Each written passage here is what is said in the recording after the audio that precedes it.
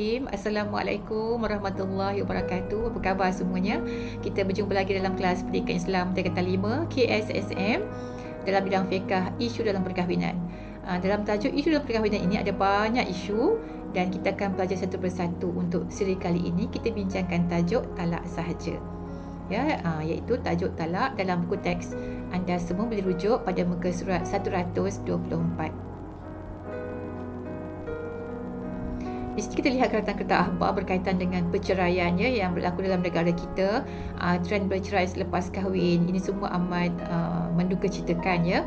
Ada juga yang bercerai dalam tempoh 5 tahun perkahwinan. Maksudnya perkahwinan belum lama tapi sudah berlaku perceraian. Ini pun berkaitan dengan kadar perceraian di Malaysia berdasarkan daripada Kementerian Pembangunan Wanita, Keluarga dan juga Masyarakat, iaitu banyak masalah berlaku sama ada daripada pihak lelaki iaitu suami ataupun pihak perempuan iaitu isteri ya.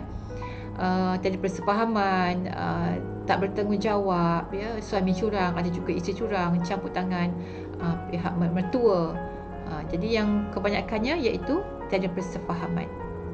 Dan juga 3 isu utama yang di-highlightkan di sini iaitu masalah kewangan, masalah gangguan pihak ketiga dan juga penderaan fizikal dan juga mental. Manakala negeri yang tertinggi berlaku perceraian sekitar tahun 2017 punya perangkaan ya, iaitu Selangor, kemudian Johor, Kedah dan Perak. Jadi kita bincangkan maksud talak, iaitu pembubaran perkahwinan oleh suami dengan lafaz talak yang jelas atau kiasan. Jadi Ustazah dah potong-potongkan maksud kat sini supaya mudah anak-anak murid nak hafal ya. Pembubaran perkahwinan, dibubarkan perkahwinan sedia ada. Oleh siapa? Oleh suami. Ada nak boleh bertanya, Ustazah, kalau isteri boleh tak ceraikan suami? Tak boleh. Dia memang hukumnya begitu. Jangan tanya kenapa ya. Hukumnya begitu. Oleh suami dengan lafaz talak. Ada lafaznya. Dan juga sama ada lafaz tersebut secara jelas ataupun kiasannya. Ingatkan semula maksud talak, pembubaran perkahwinan oleh suami dengan lafaz talak yang jelas ataupun kiasan. Apakah dia hukum talak? Macam pernikahan ada dia punya hukum, ada wajib, harus, sunat, makruh semua sekali. Untuk talak pun ada juga. Tengok berderai dah hati orang tu ya, berlaku perceraian. Okey, yang pertama iaitu sebenarnya secara asasnya hukum perceraian iaitu harus ya. Harus. Okey, kenapa harus ya? Di sini harus apabila berlaku sebab-sebab tertentu yang munasabah, maka harus bagi pasangan suami isteri membubarkan perkahwinan tersebut ya. Yang kedua wajib. Bercerai pun wajib Kenapa tu?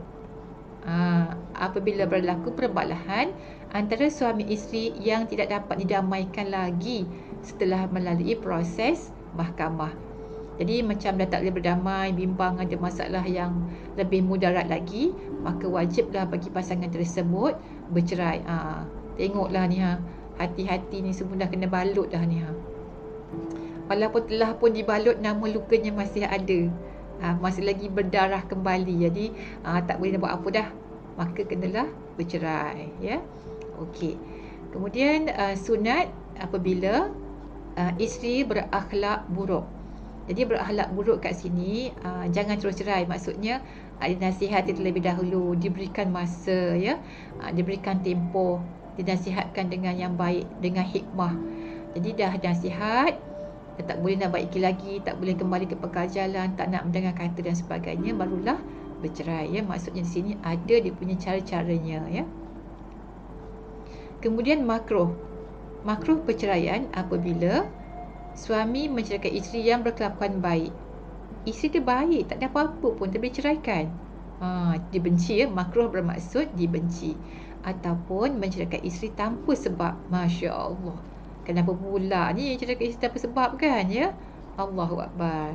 Berfikirlah dengan waras dan berfikirlah dengan matang ya. Okay, yang seterusnya iaitu haram apabila suami menceraikan isteri dalam keadaan haid. Tak boleh ya, haram, berdosa.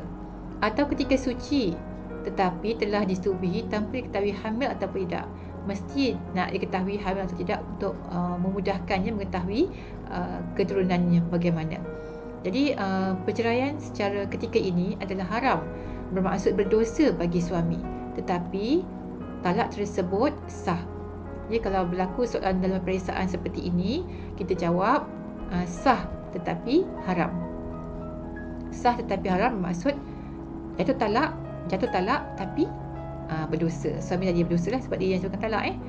Tengok dah bercerai, dah terbang, dah hati tu jauh pergi bawa diri kan ya. Okey, berapakah bilangan talak? Talak sebenarnya ada 3 ya. Talak 1, talak 2 boleh rujuk semula. Talak 3 dah tak boleh rujuk ya.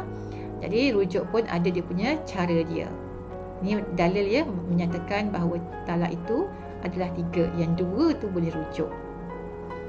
Contoh lafaz talak ada jelas, ada kiasan ya, macam meminang pun ada jelas, ada kiasan, kita belajar dah kan ya kelas-kelas sebelum ini. Maka untuk jelas kat sini bermaksud dia menggunakan perkataan cerai secara directly. Aku ceraikan engkau. Ya, nampak ya, jelas kat situ. Namun yang kiasan dia kata aku lepaskan engkau mulai hari ini. Perkataan lepaskan itu bermaksud di sini cerai ya, dia dengan niatlah. Jadi kat sini ada yang secara jelas ataupun secara kiasan. Baiklah, seterusnya jenis-jenis talak ada 2 jenis. Talak raj'i. Kita sebut ramai-ramai supaya mudah bila periksa kita pun tulis betul. Talak raj'i. Yang kedua, talak bain. Apa itu talak raj'i? Apa itu talak bain? Ini dia maksud dia. Talak raj'i iaitu talak yang boleh dirujuk dalam tempoh iddah tanpa akad nikah dan mahar yang baru. Boleh rujuk semula.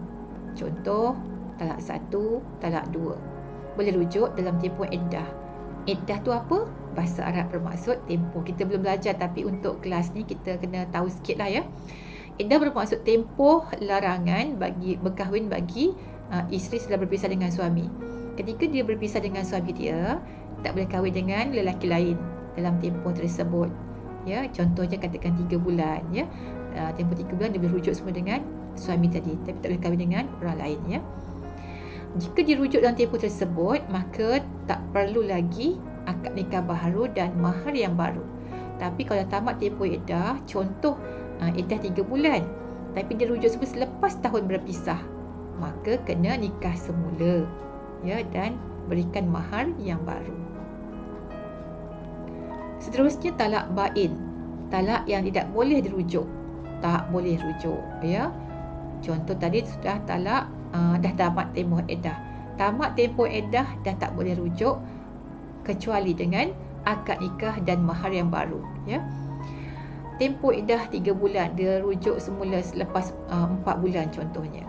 Maka nak rujuk semula kena nikah semula. Pergi pejabat agama buat permohonan nikah semula dan memberikan mahar yang lain. Okey, yang seterusnya hikmah talak. Ni Ustazah tambah ya, info tambahan tidak dalam buku sebagai maklumat supaya kita faham kenapa agaknya Islam mengharuskan talak. Islam mengharuskan perceraian. Contoh seperti memberi peluang kepada pasangan yang tiada persefahaman untuk berpisah. Memang dah tak boleh dah, kena go anymore dah kan, kau kata tu dah tak boleh lagi, dah memang berbalah seumur gitu. Jadi bagi peluang dia berpisah supaya mulakan hidup yang baru. Inilah indahnya Islam ya, tak menyusahkan umatnya. Kemudian beri pengajaran dan pengalaman yang pahit kepada suami isteri tadi supaya mereka sedar insaf kelemahan masing-masing. Ya, bila bercerai dia akan rasa susah tanpa pasangan dia kan. Jadi dia akan cuba memperbaiki kelemahan masing-masing. Kemudian boleh mengurangkan tekanan perasaan. Contoh dia didera mentally or physically kan. Jadi apabila berlaku perceraian, maka dia bolehlah mengurangkan tekanan perasaan tadi. Macam contoh dalam gambar ni kan ya, dia keluar dari tingkap dia ni menuju ke laut lepas, melepaskan tekanan perasaan tadi. Contoh je lah kan ya. Okey. Dapat menyerahkan suami dan isteri tentang kepentingan menghayati ajaran Islam. Apa-apa hal pun kena rujuk, kena kembali kepada Islam. Ya, masalah ekonomi ke dan sebagainya, ya, kembali semula kepada ajaran Islam, insya-Allah akan selamat. Dan kita kena bincangkan ya, apa agaknya cara mengelakkan daripada berlakunya perceraian ya. Contohnya bekerjasama, bertolak ansur, jangan gopoh, jangan panas baran ya. untuk mendapatkan pelangi di hujung sana tu, kadang-kadang selepas berlakunya hujan, ribut, taufan semua kan, jika diselesaikan dengan cara yang baik, di hujungnya akan muncul pelangi. Berbahagialah dia, ya. Dan di sini ada doa untuk rumah tangga bahagia berdasarkan daripada Al-Quran surah Al-Furqan ayat 74. Rabbana hablana min azwajina wa dhurriyyatina qurrata a'yun waj'alna lil muttaqina imama. Wahai Tuhan kami, ya Allah, anugerahkanlah kepada kami pasangan kami dan keturunan kami sebagai penyenang hati, iaitu penyejuk mata, ya. Jadi tak adalah stres ke apa kan dengan anak, dengan suami, dengan isteri. Kita minta keluarga yang bahagia, dan jadikan kami pemimpin bagi orang-orang yang bertakwa, ya. Doa ni boleh baca selepas setiap kali waktu solat, ya. Dan sekian sahaja untuk kelas pada hari ini. Semoga semuanya mendapat manfaat. Jangan lupa untuk klik subscribe pada bawah channel Ustazah, ya. Dekat bawah video ni, klik subscribe. Boleh juga share dan juga like dan kongsikan dengan rakan-rakan anda. Sehingga berjumpa lagi pada kelas yang akan datang. Semoga kejayaan mengiringi anda semua dalam peperiksaan SPM yang akan anda hadapi. Dan kata-kata hikmat pada hari ini, kebahagiaan bukan untuk dicari tetapi untuk dicipta.